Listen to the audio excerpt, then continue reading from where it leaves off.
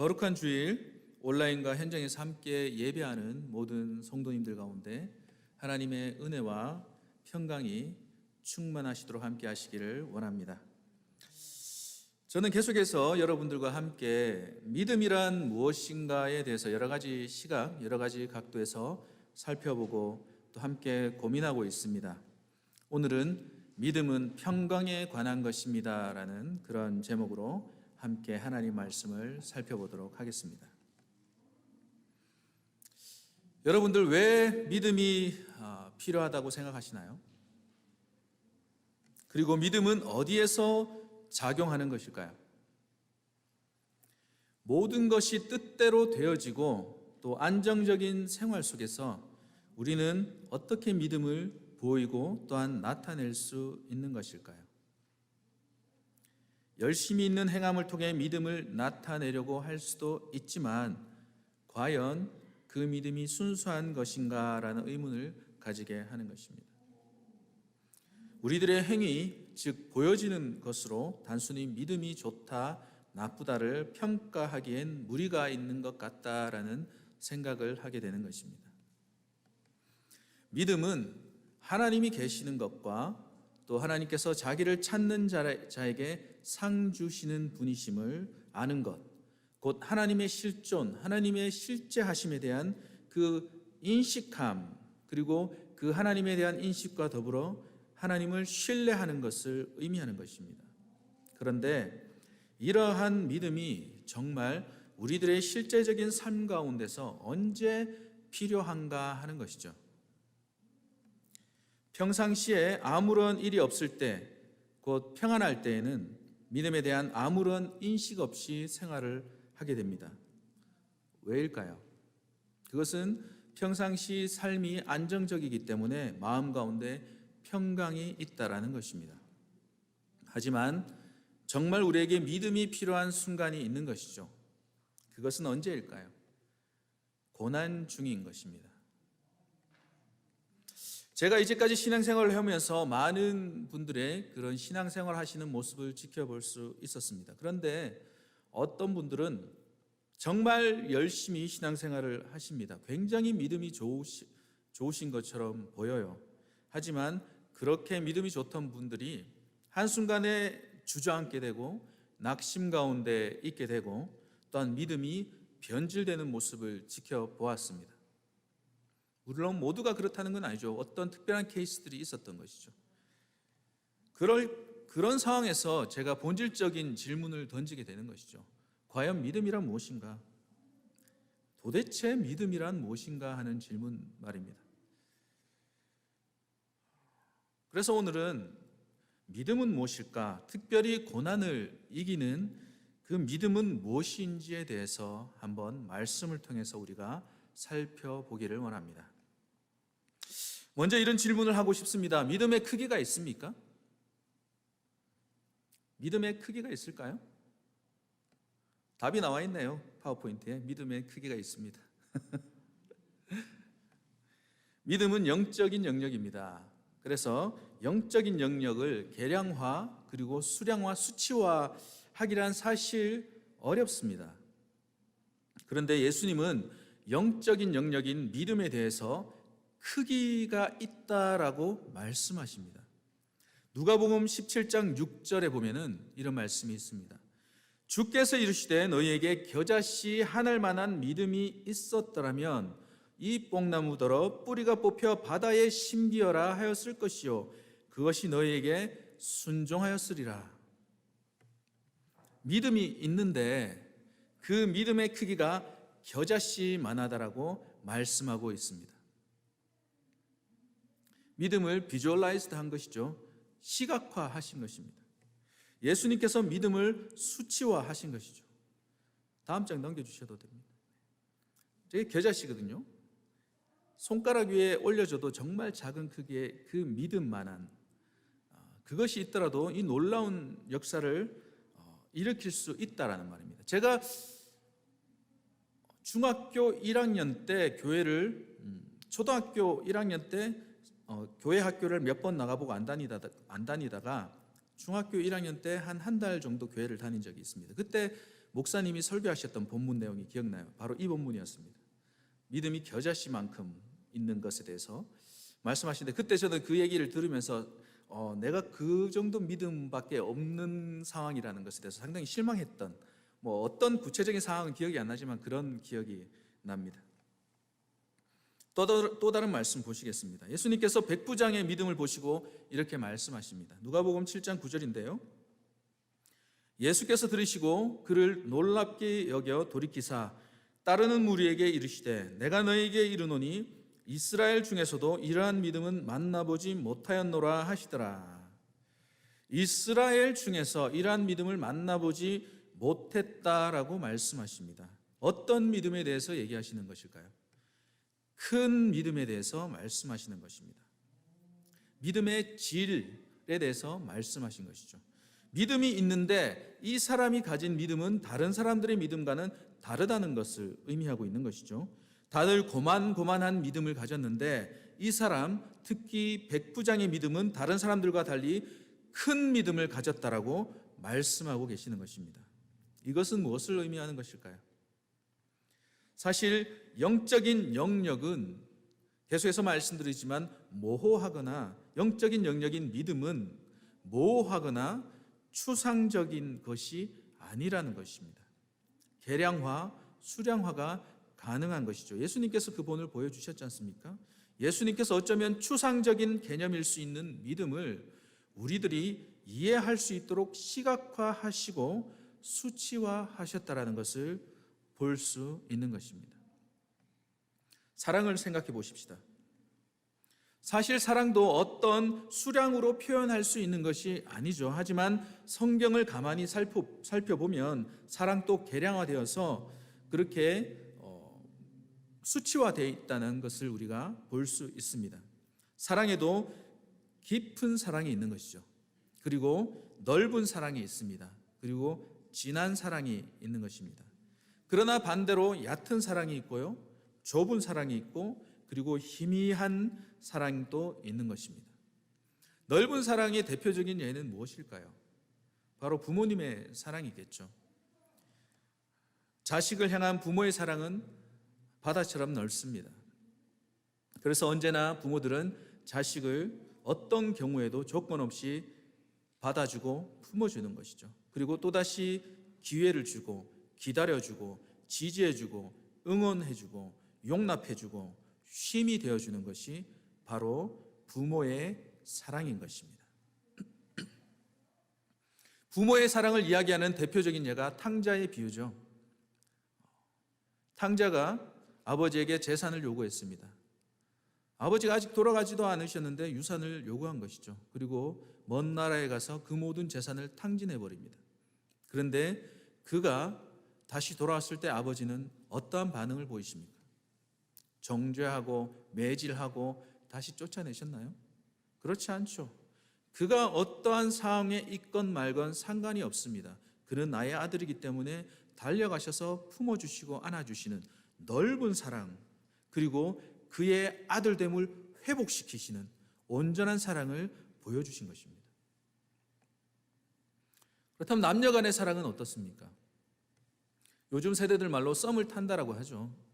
서로 감정의 기류가 왔다 갔다 하는 상황인 것입니다. 그때의 사랑과 사랑인지 아닌지 알지 못하던 때와 진짜 본격적인 연애를 시작할 때의 그 사랑의 강도는 다르겠죠. 그리고 연애할 때와 결혼했을 때의 그 사랑의 강도 또한 다를 것입니다. 얼마 전에 제가 결혼 20주년 이제 지났는데, 결혼 20년, 30년, 훨씬 더 되신 많은 분들이 계신데요. 그렇게 지나가면서 사랑의 깊이가 더 깊어지시는 분들도 계실 것이고, 또 사랑의 깊이라고 얘기하기는 좀 머쓱하지만 좀 그냥 습관화된, 그냥 내 삶의 그냥 일부가 되어서 그렇게 살아가시는 분들도 계실 것이고, 아니면 어떠한 의무감으로 살아가시는 분들도 계실 것입니다. 정말 간절히 원하는 것은 여기 함께 예배드리시는 우리 모든 부부들, 그 사랑이 날마다 더 깊어지시기를 원합니다. 그 사랑 가운데서 놀라운 회복과 놀라운 쉼, 안식을 경험하시기를 원합니다. 할렐루야. 요즘 청년들과 아가서 묵상을 하고 있습니다. 그래서 아가서에서 발견할 수 있는 사랑은 진한 사랑입니다. 그래서 아가서에서 처음 몇 장을 보면 그 신랑의 사랑을 인식하기 시작한, 신랑이 나를 사랑한다는 그 사랑을 인식하기 시작하는 신부의 모습이 나타납니다. 그리고 많은 역경과 고난을 이겨내고 다시 신랑 앞에 선 신부, 아가서 후반부에 나오는 그 신부의 사랑에 대한 인식은요, 초반부에 나오는 그 사랑에 대한 인식과는 차원이 다른 사랑으로 변해 있습니다. 처음에는 나를 사랑한다는 그것만으로 좋겠는데, 그리고 그 고난과 여러 가지 어려움을 극복하고 난 그 8장에서 나오는 신부의 사랑은 너무나 깊이가 있는 사랑, 진한 사랑으로 변해 있다라는 것이죠. 아가서 8장에 나오는 신부의 사랑에 대해서요, 유진 피터슨 목사님이 번역하신 메시지 성경에서는 이렇게 기록하고 있습니다. 사랑은 위험과 죽음에도 굴하지 않는 것, 그 열정은 지옥의 공포를 비웃는답니다. 사랑의 불은 어떤 것에도 꺼지지 않아 제 앞에 있는 모든 것을 쓸어버린답니다. 홍수도 사랑을 익사시키지 못하고 억수 같은 비도 사랑을 꺼뜨리지 못합니다. 진한 사랑을 얘기하고 있는 것이죠. 처음에는 신랑이 존재하는 것만을 인식하는 그런 풋사랑에서 시작해서 이제는 그 사랑의 깊이가 죽음 앞에서도 변하지 않는, 그리고 심지어 홍수와 같은 많은 불로도 꺼뜨리지 못하는 그 열정, 그 뜨거운 마음이 지금 내 안에 있다라는 그 고백을 하고 있는 것이죠. 강력하고도 깊은 사랑에 대해서 말씀하고 있는 것입니다. 믿음도 마찬가지입니다. 믿음은 우리의 행위로 무언가를 얻어내려고 하는 것이 아닌 것이죠. 그리고 조엘 오스틴 목사가 얘기하는 긍정의 힘에 대한 그러한 것도 아닌 것입니다. 그래서 그저 내가 할 수 있다라고 외치는 무한 긍정 마인드가 믿음이 아니라는 것입니다. 성경에서 말하는 믿음은 하나님이 계신 것과 그 아버지 하나님이 실제로 존재하신다는 그것을 인식하는 것과 내가 하나님을 어떻게 알고 있느냐, 하나님에 대한 어떤 신뢰감이 있느냐, 그것에 관한 것이 믿음이라고 성경에서는 얘기하고 있는 것입니다. 분명한 사실은 우리가 하나님을 향한 얕은 믿음, 얕은 사랑을 가지고는 우리에게 닥친 어려움, 고난을 이겨낼 수 없다라는 것입니다. 고난은 실제적인 상황이라는 것이죠. 죽을 만큼 힘들고 어려운 상황이라는 것입니다. 누가 고난을 쉽다라고 얘기할 수 있겠습니까? 나는 고난이 쉬워, 그냥 이겨낼 수 있어라고 누가 감히 그렇게 얘기할 수 있겠습니까? 성경도 고난이 결코 쉽다라고 얘기하고 있지 않습니다. 지난 금요일 새벽기도에서 시편 22편 말씀을 함께 나눴었는데요, 시편 22편 1절에 어떤 말씀이 있냐면요, 내 하나님이여 내 하나님이여 어찌하여 나를 버리셨나이까 라고 부르짖습니다. 시편 기자가 처절한 그 고난의 현장 가운데서, 그 환난 가운데서 하나님을 향하여서 이렇게 외치는 것이죠. 나의 하나님 어찌하여 나를 버리셨나이까. 동일한 고백을요, 우리 주 예수 그리스도께서 십자가에서 이렇게 외치십니다. 엘리 엘리 라마 사박다니. 그 말을 번역하면 나의 하나님 어찌하여 나를 버리셨나이까. 고난받는 자의 절규인 것이죠. 쉽지 않습니다.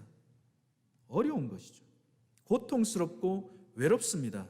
그리고 죽을 만큼 힘든 것이 바로 고난이라는 것입니다. 이러한 처절한 고통과 그 괴로움에 둘러싸인 고난이라는 상황 속에서 우리가 어떠한 믿음을 가져야 하겠는가라는 그런 질문을 던지게 되는 것입니다. 빌립보서 3장 14절 말씀을 보면 사도 바울이 이렇게 고백하고 있습니다.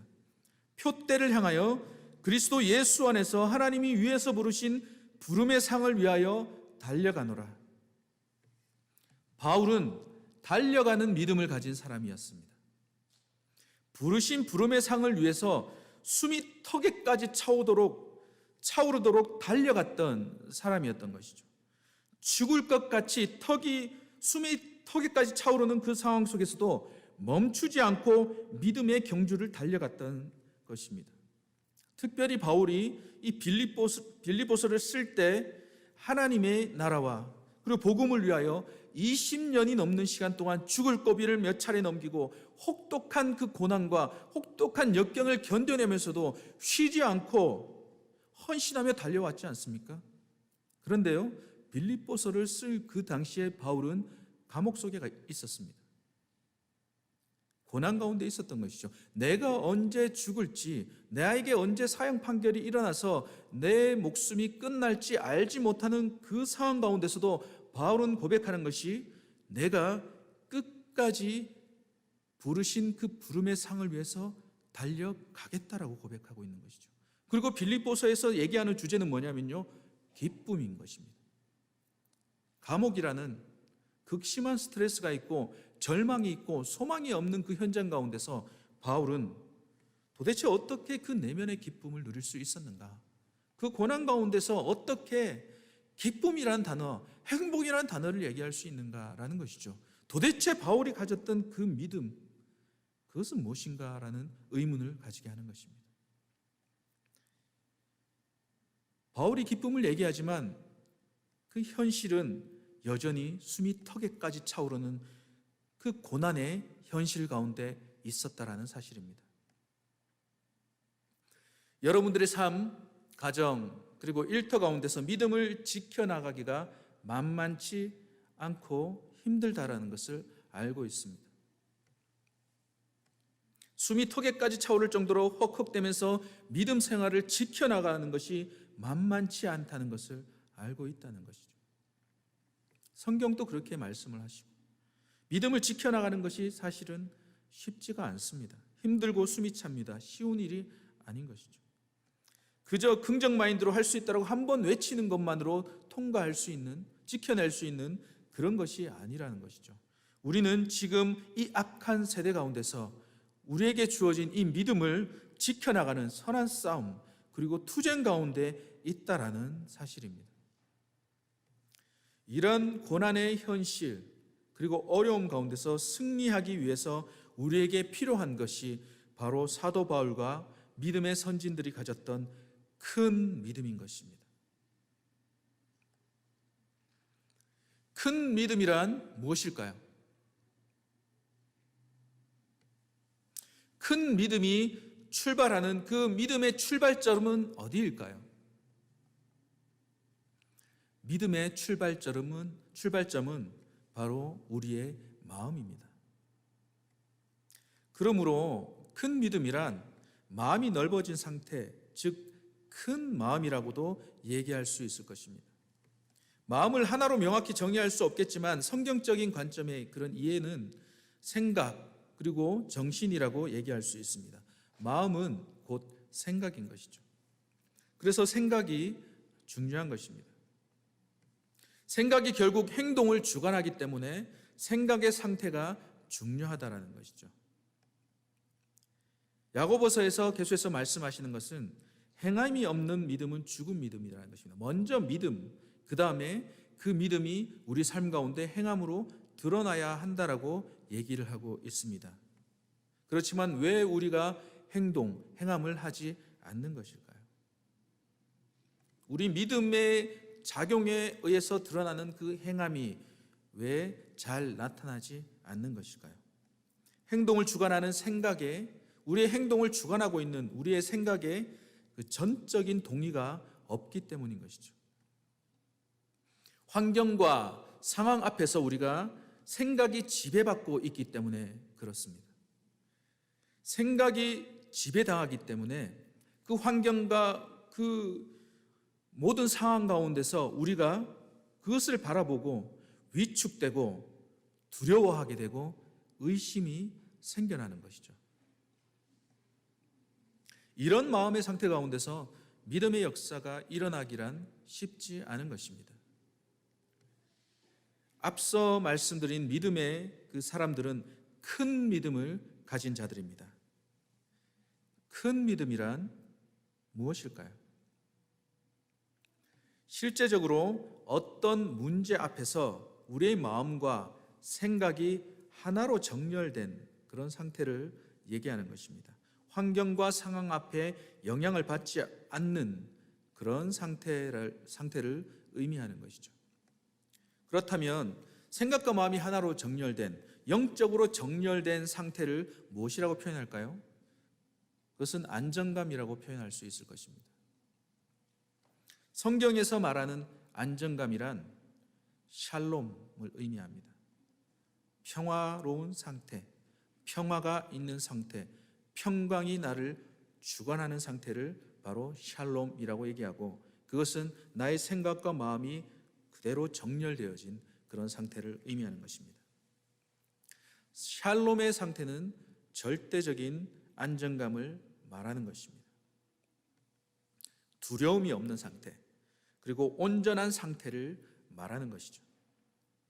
하나님의 임재가 온전히 임하셔서 내 삶을 다스리고 계신 상태를 우리가 샬롬이라고 얘기할 수 있는 것입니다.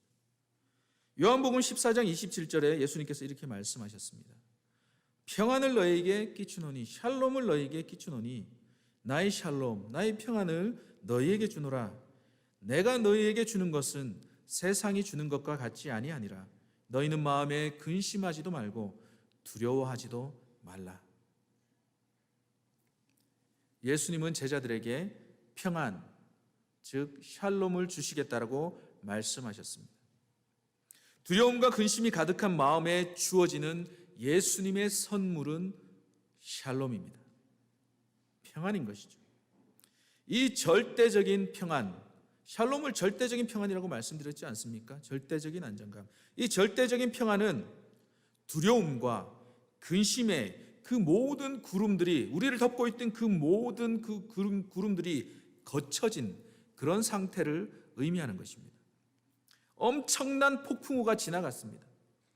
엄청난 폭풍우가 지나갔는데 맑은 하늘이 나타나는 것이죠. 상쾌한 공기를 우리가 들이킬 수 있고 따스한 빛이 우리를 비추어지는, 이제는 더 이상 그런 스톰이 나에게 영향을 끼치지 않는 그런 상태, 절대적인 안정감, 그것이 샬롬의 상태인 것입니다. 그렇다면 우리들에게 큰 믿음은 언제 생기는 것일까요? 또 큰 믿음의 상태는 어떤 상태일까요? 이에 대한 좋은 예는 풍랑 속에 있었던 제자들의 이야기에서 우리가 발견할 수 있습니다. 마가복음 4장 37절에서 41절까지 말씀입니다. 마가복음 4장 37절에서 41절까지 말씀을 우리가 함께 읽어보도록 하겠습니다. 다 같이 말씀을 읽겠습니다. 시작. 큰 광풍이 일어나며 물결이 배에 부딪혀 들어와 배에 가득하게 되었더라. 예수께서는 고물에서 베개를 베고 주무시더니 제자들이 깨우며 이르되 선생님이여 우리가 죽게 된 것을 돌보지 아니하시나이까 하니 예수께서 깨어 바람을 꾸짖으시며 바다더러 이르시되 잠잠하라 고요하라 하시니 바람이 그치고 아주 잔잔하여지더라. 이에 제자들에게 이르시되 어찌하여 이렇게 무서워하느냐 너희가 어찌 믿음이 없느냐 하시니 그들이 심히 두려워하여 서로 말하되 그가 누구이시기에 바람과 바다도 순종하는가 하였더라. 예수님은 이 사건을 통해서 왜들 무서워하느냐, 왜 아직도 믿음이 없느냐라고 질문을 던지셨습니다. 우리에게 동일한 질문을 던지시는 것이죠. 왜 무서워하느냐? 왜 아직도 믿음이 없느냐라는 질문을 동일하게 던지고 계시다는 것입니다. 무슨 말씀입니까? 예수님은 믿음을 말씀하시면서 그들 안에 있는, 우리들 안에 있는 두려움에 대해서 보고 계셨던 것입니다. 여러분들 믿음의 반대말이 무엇입니까? 믿음이 없는 것입니까? 믿음의 반대말은 두려움입니다. 두려워하고 있는 상태인 것이죠. 샬롬이 깨어진 상태가 믿음이 없는 상태인 것입니다. 그래서 예수님은 그 두려움에 대해서 직시하시면서 그들 안에 영향력을 끼치고 있었던 그 두려움에 대해서 예수님은 말씀하셨던 것입니다. 거센 풍랑에 흔들렸던 그런 배처럼 그들의 마음의 배도 두려움이라는 그 파도 앞에서 잠식당하고 있는 상태를 지적하신 것이죠. 환경에 잠식당하고 있는 그 상태를 지적하신 것입니다. 그렇다면 믿음이 있는 상태는 어떠한 상태를 의미하는 것일까요? 풍랑 뒤에 바람이 그치고 풍랑의 흔적을 조금도 찾아볼 수 없는 고요한 샬롬의 상태, 평화의 상태를 말하는 것입니다. 성경은 풍랑 뒤의 상태를 바람 한 점 없는 아주 고요한 잠잠한 상태라고 말씀하고 있는 것이죠. 믿음의 상태란 풍랑 뒤에 찾아온 고요한 안정감이 심령에 가득한 그러한 상태를 말하는 것입니다. 그 마음 안에는 거센 바람과 파도, 폭풍우는 찾아볼 수 없는 것입니다. 주님은 두려움과 믿음에 대해서 제자들이 실제로 겪은 풍랑이라는 그 사건을 통해서 말씀하고 가르치고 계신 것이죠. 한번 그 과정을 살펴보도록 하겠습니다. 첫 번째로 그들의 생각은 잠식당하고 있었다는 것이죠.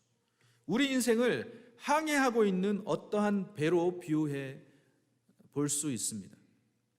항해에는 거센 바람이 언제든지 불어올 수 있는 것이죠. 또 그로 인해서 일어나는 파도가 나의 배 안에 덮쳐 들어올 수 있는 상황인 것입니다. 그 모든 가능성들이 열려져 있는 상황인 것이죠. 그래서 배가 배 안에 물이 가득 차서 침몰 직전까지도 갈 수 있는 그런 상황이라는 것입니다. 이 상태는 어떤 상태입니까? 자기 힘으로는 아무것도 할 수 없는 상태를 의미합니다. 제자들은 솔직히 얘기해서 항해 전문가들이었습니다. 바람도 알고 바다도 알았던 것이죠. 그리고 배도 잘 알았습니다. 어느 정도 자신의 문제를 스스로 핸들링할 수 있는, 스스로 운영할 수 있는 그런 전문가들이었다라는 것이죠. 문제는 이 모든 것을 넘어선 거센 파도, 거센 바람이 칠 때인 것입니다. 내 힘으로는 컨트롤할 수 없고 핸들링할 수 없고 내 힘으로는 조절할 수 없는 그런 상태를 의미하는 것입니다. 이러한 상황이 닥친다면 우리 인간들은, 우리는 다 당황하게 되고 두려워할 수밖에 없는 것이죠. 내 외부에 닥치는 그 모든 상황들이 내가 핸들링이 안 되고 컨트롤이 안 되는 그 상황 가운데서 우리는 당황하게 되는 것입니다. 어떤 방법을 써봐도 답이 보이지 않고 마치 물이 배에 가득 차서 침몰하기 일보 직전과 같은 그런 상황과 같다는 것이죠. 이때 인간들에게 나타나는, 우리들에게 나타나는 것은 본능입니다. 우리의 통제 능력이 마비가 될 때 가장 무서운 그 우리들 안에 두려움이라는 그 본능이 우리를 덮어버리는 것이죠. 우리 인생 가운데 이러한 상태가 올 때가 있습니다. 우리 생각이 완전히 침몰하는 배처럼 상황과 환경에 잠식당하여 있는 상태를 의미하는 것이죠. 지금 이러한 순간을 지나고 계신 분들 계십니까? 이런 상황 가운데 믿음이 필요합니다. 믿음이 실제로 필요한 이유는 예수님의 가르침처럼 두려움에 잠식당하고 있는 내 생각과 내 마음을 위해서인 것입니다. 그렇다면 우리는 이 거센 바람과 파도 앞에서 무엇을 해야 하는 것일까요? 그리고 하나님은 왜 이런 상황을 우리 믿음의 항해 가운데 허락하시는 것일까요? 거센 풍랑이 일어날 때 우리가 반드시 알아야 할 것이 있습니다. 마가복음 4장 39절 함께 보시죠. 마가복음 4장 39절 오늘 본문 말씀을 보면 예수께서 깨어 바람을 꾸짖으시며 바다더러 이르시되 잠잠하라 고요하라 하시니 바람이 그치고 아주 잔잔하여 지더라. 하나님은 우리의 믿음을 성장시키기 위해서 반드시 거센 풍랑이라는 하나의 장치를 두신다라는 것입니다. 제자들이 죽게 되었습니다. 그렇게 표현하고 있지 않습니까? 죽게 되었다. 주여 우리가 죽게 된 것을 돌아보지 아니하시나이까. 죽게 된 그 순간에 자기들 힘으로 그 배를 컨트롤하려고 하는 그 상황 가운데서 죽게 되었을 때에야 그들이 바라본 것은 예수님이었던 것이죠. 아, 예수님이 우리와 함께 하시구나. 예수님을 인식한 것입니다. 그리고 예수님을 깨우기 시작할 때 예수님이 일어나셔서 바람을 꾸짖으시고 바다더러 고요하고 잠잠하라고 명령하셨다라는 사실을 우리는 반드시 기억해야 할 것입니다. 거센 풍랑이 우리 인생 가운데 있는 이유는 한 가지인 것이죠. 우리는 이 일을 통해서 제자들이 보았던 것처럼 예수님이 어떤 분이신지 알기 시작하는 것입니다. 바람을 꾸짖으시고 바다를 잠잠하게 명할 수 있는 존재는 인간들 가운데는 존재하지 않습니다. 하나님만이 가능한 영역인 것이죠. 거센 풍랑이 일어나는 그 순간은 바로 하나님의 그 위대하심, 전지전능하심, 모든 것을 지금도 통제하시고 다스리시는 그 하나님의 높으심과 광대하심을 경험할 수 있는 놀라웠고 강력한 그런 순간이라는 것입니다. 하나님의 성품을 이전에만 귀로만 들어서 알고 있었던 하나님의 성품을 실제적인 내 실존과 맞닥뜨리게 되는, 나를 온전히 감싸시는 살아계신 하나님의 성품을 만나게 되는 그런 놀라운 순간이라는 것이죠.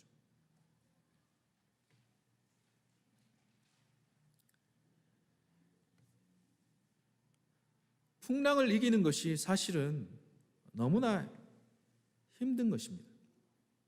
그래서 제자들도 죽게 되었다라고 표현을 하고 있는 것이죠. 죽을 것 같이 힘든 상황은 뭐 더 꾸미거나 설명할 필요도 없이 그 상황이 숨이 턱 막히는 상황인 것이죠. 내일이 없는 것 같은 느낌이 드는 상황.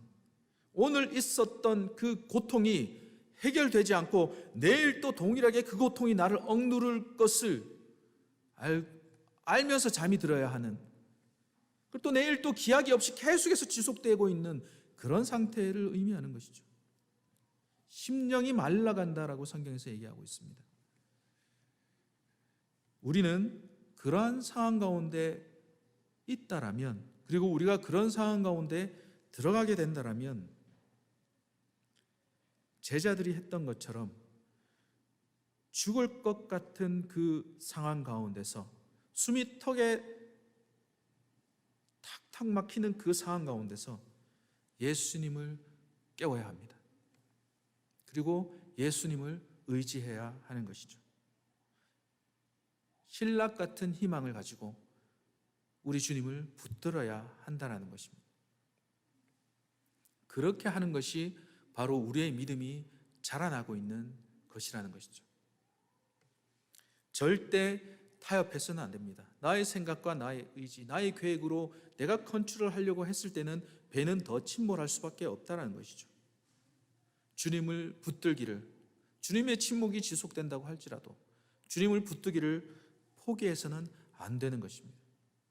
내가 타고 있는 이 인생이라는 배에 예수님이 함께 타고 있다라는 그 사실을 우리가 절대적으로 인식해야 한다는 것이죠. 그리고 내 안에 잠자고 계신 예수님을 깨워야 하는 것입니다. 나중에 결과적으로 우리가 알게 되겠지만 그러한 과정 가운데서 우리의 믿음이 점점 더 깊어지고 점점 더 커지는 그 과정을 경험하게 될 것입니다. 믿음이 자라는 것을 우리가 경험하게 된다는 것이죠. 거센 폭풍 가운데서 우리와 처음부터 함께 계셨던 예수님의 존재, 예수님의 그 실제를 인식하는 순간 어떻게 됩니까? 죽을 것 같은 폭풍이 없었던 것처럼 사라지고 하늘은 맑고 바다는 고요해지는 것을 경험하게 될 것입니다. 우리 모두 명심하기를 원합니다. 이 고난의 순간을 주님과 함께 버텨나가면 내 모든 그 영적인 공기가 바뀌는 순간이 온다는 것이죠. 스피리추얼 아트모스피어가 바뀌는, 영적인 그 공기가 바뀌는 그 순간을 우리가 경험하게 될 것입니다. 알 수 없는 평안과 알 수 없는 확신이 드는 순간을 우리가 경험하게 된다는 것이죠. 감사함으로 벅찬 순간이 올 것이고, 또 이 폭풍우를 잘 견뎌낸 자신이 자랑스러운 순간도 경험하게 될 것입니다. 그리고 예수님만이 이 모든 상황을 고요하게 할 수 있는 분이시라는 그것을 깨닫게 되는 그 순간이 오게 된다라는 사실이죠. 할렐루야. 마가복음 4장 41절에 계속해서 제자들이 이렇게 고백을 합니다. 그가 누구이기에 바람과 바다도 순종하는가? 그가 누구이시기에 바람과 바다도 순종하는가? 폭풍 속에 있었던 그 제자들이 바람과 바다까지도 잠잠케 하시는 예수님을 경외함을 가지고 바라보게 되는 순간인 것입니다. 이 예수님에 대한 실제적인 인식, 내 삶에 실제적으로 함께 하시고 내 삶을 주관하시는 그 예수님이 실제하신다는 그 인식, 그것이 바로 큰 믿음인 것입니다.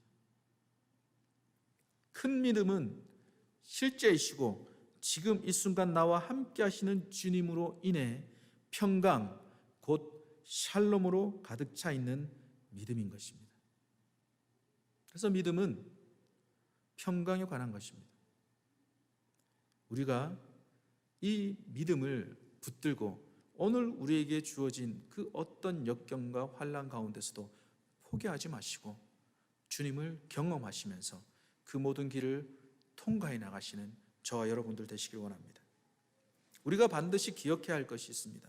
파도는 언제든지 올 수 있습니다. 우리 인생의 파도는 언제든지 올 수 있어요. 그 파도를 한번 통과했다고 그 파도가 영원히 잠잠해지는 것은 아닙니다. 언제든지 올 수 있습니다. 그 순간이 힘들 수가 있다는 사실이에요. 그렇지만 풍랑이 닥칠 때 주님을 찾아야 합니다. 주님을 깨우고 주님을 붙들어야 합니다. 내가 탄 배에 예수님이 함께 하신다라는 그 사실을 믿어야 하는 것이죠. 주님에 의해서 모든 것이 통제되고 있다라는 그 사실을 신뢰해야 한다는 것입니다.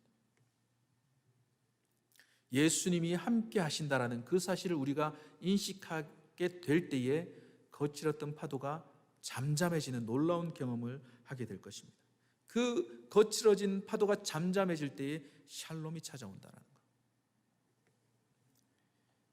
풍랑대에 찾아오는 그 샬롬의 상태에서는 우리가 광대하신 예수님의 성품, 하나님의 놀라운 성품들을 마음 가운데 담아낸, 우리 마음과 생각 가운데 담아낸 큰 믿음의 상태가 되어 있다라는 그 사실, 그리고 그렇게 되어질 것이라는 사실, 그리고 풍랑 뒤에 오는 그 샬롬의 상태 가운데서 우리는 주님에 대한 경외함과 기쁨으로 충만할 수 있다라는 그 사실, 사도 바울이 누렸던 그 기쁨, 고난이 지속되는 그 현장 가운데 있을지라도 어떻게 샬롬을 누렸는가? 그는 그 마음 가운데 주님의 성품을 담아냈다는 것이죠. 큰 믿음을 가졌다라는 것입니다. 그래서 저와 여러분들이 큰 믿음을 가지고 예수님의 성품을 담아내는 하루하루의 삶을 살아내기를 간절히 원합니다. 함께 기도하시겠습니다.